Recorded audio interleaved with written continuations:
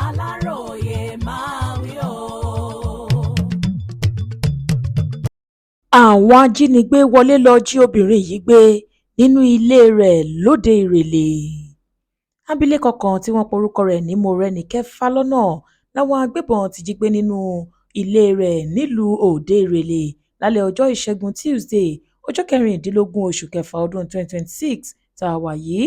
Akọ̀ròyìn wá fìdí rẹ̀ múlẹ̀ láti ẹnu ẹnìkan tó mọ̀ nípa ìṣẹ̀lẹ̀ ọ̀hún pé abilékọ Fálọ́nà làwọn agbébọn tí wọ́n tó bíi 6 lọ ká mọ́ inú ilé ọkọ rẹ̀ tó wà lójú ọ̀nà tí wọ́n gbà lọ sílùú Ọ̀rẹ́ nípínlẹ̀ Ondo ní nǹkan bíi aago 10 alẹ́ ọjọ́ náà.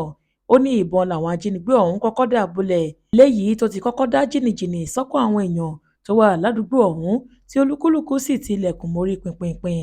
Lẹ́yìn èyí ni wọ́n fọ́lẹ̀kùn já wọlé obìnrin tí wọ́n ní ọkọ rẹ̀ jẹ́ ọ̀kan pàtàkì lára àwọn oníṣòwò tó ń ta ọ̀kadà nílùú Ìrẹ̀lẹ̀ tí wọ́n sì jí gbé lọ. Ọkùnrin yìí láwọn kò tí ì gbúròó obìnrin ẹni ọdún 35 tí wọ́n jí gbé ọ̀hún láti ìgbà náà táwọn tó jí gbé kò sì tí ì sọ nǹkan kan sí ẹnikẹ́ni láti béèrè ohun tí wọ́n fẹ́.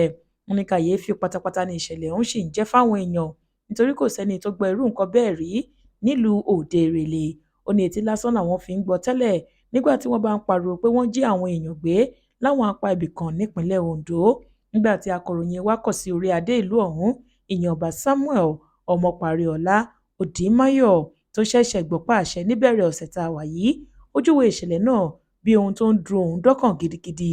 Ọba Òdìmáyọ̀ wá bẹ àwọn ẹ̀ṣọ́ aláàbò kí wọ́n tètè gbé ìgbésẹ̀ lórí rẹ̀ kí wọ́n sì rí i dájú pé àwọn ṣàwárí obìnrin náà kíákíá kó lè padà sọ́dọ̀ àwọn ẹbí rẹ̀ láyọ̀ àti àlàáfíà.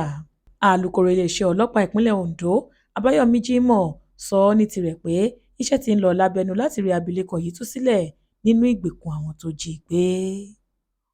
Olúṣèyẹ Ìyíáde ló ṣe àkójọpọ̀ ìròyìn yìí fún ìkànnì Aláròyé Online TV.